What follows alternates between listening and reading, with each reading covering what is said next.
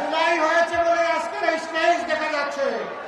জুলাই হয়েছে বলেই এই 12 ফেব্রুয়ারি ইলেকশন হতে যাচ্ছে।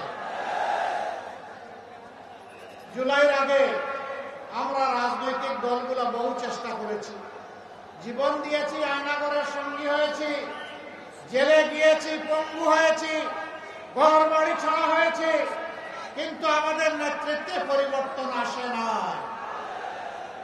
পরিবর্তন এসেছে আমাদের সন্তান সন্ততির নেতৃত্বে। কেউ কেউ আছে এদেরকে স্বীকার করতে চান না, তাদেরকে বাচ্চা কাচ্চা নাতি পুতা বলেন, তাদেরকে সাবাল বলেন। আমি বড় বিস্মিত, আমি লজ্জিত, যাদের কারণে জেল থেকে মুক্তি, যাদের কারণে অনেকের দেশে ফিরে আসা, যাদের কারণে নির্বাচনের কথা বলা, যাদের কারণে দেশ শাসনের কেউ কেউ কারো কারো স্বপ্ন দেখা, তারা তাদেরকে অস্বীকার করছেন। লজ্জা, লজ্জা, এটা মেনে নেওয়া যায় না।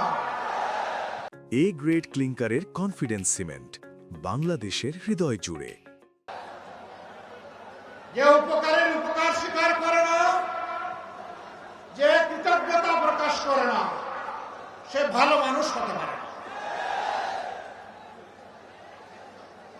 দেশবাসী রাজনীতির পুরোনো বন্দোবস্তে দেখেছে, 54 বৎসর দেখেছে, সেই বন্দোবস্ত ফেসিবাদ তৈরি করেছে, মানুষের অধিকার হরণ করেছে, দুর্নীতির স্বর্গরাজ্যে পরিণত করেছে, চাঁদাবাজিতে জনগণকে অতিষ্ঠ করেছে, জনগণের কিনা অস্ত্র দিয়ে জনগণের মুখে গুলি ছুড়েছে।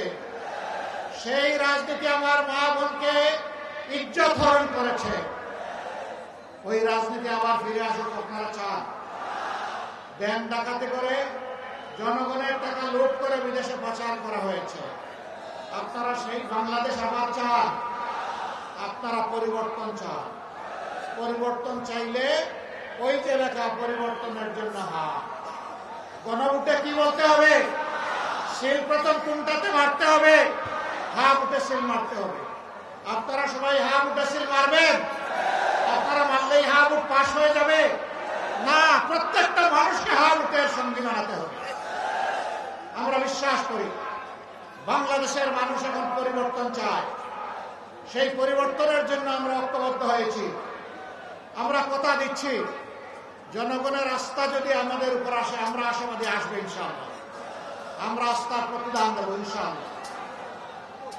জুলাই বিপ্লবের পরে আমরা বলেছিলাম আমরা কারো উপর থেকে প্রতিশোধ নেব না, আমরা নেই নাই। আমরা বলেছিলাম আমাদের দলের লোকেরা চাঁদাবাজ নয়, আমরা চাঁদাবাজি করি নাই। আমরা বলেছিলাম আমরা দুর্নীতি করি না, দুর্নীতিকে আমরা ঘৃণা করি, দুর্নীতির সাথে আমাদের কোনো সম্পর্ক নাই। আমরা বলেছিলাম মজলুম ঠিক আছে, কিন্তু মামলাবাজি করব না, মামলা দিয়ে মামলা বাণিজ্য করব না, মামলা দিয়ে নিরীহ মানুষকে হয়রান করব না। আমরা কথা রেখেছি।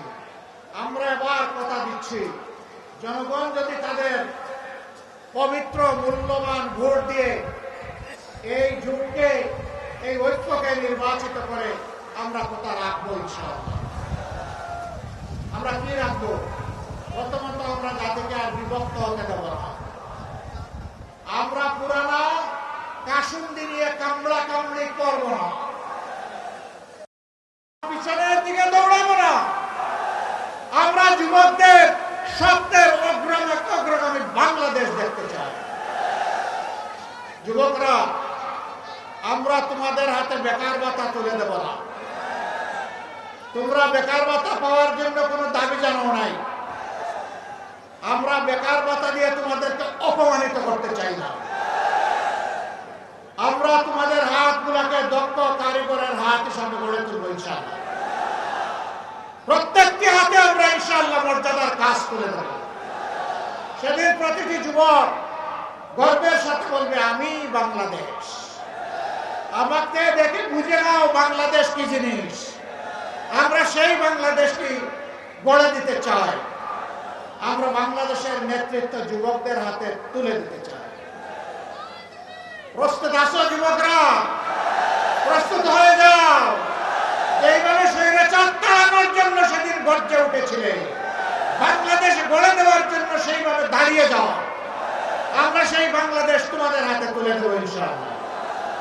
আমাদের এই 11 দলীয় ঐক্য, যেটা নির্বাচনী ঐক্য, সেই ঐক্যে এবার 62% ক্যান্ডিডেট হচ্ছে যুবক।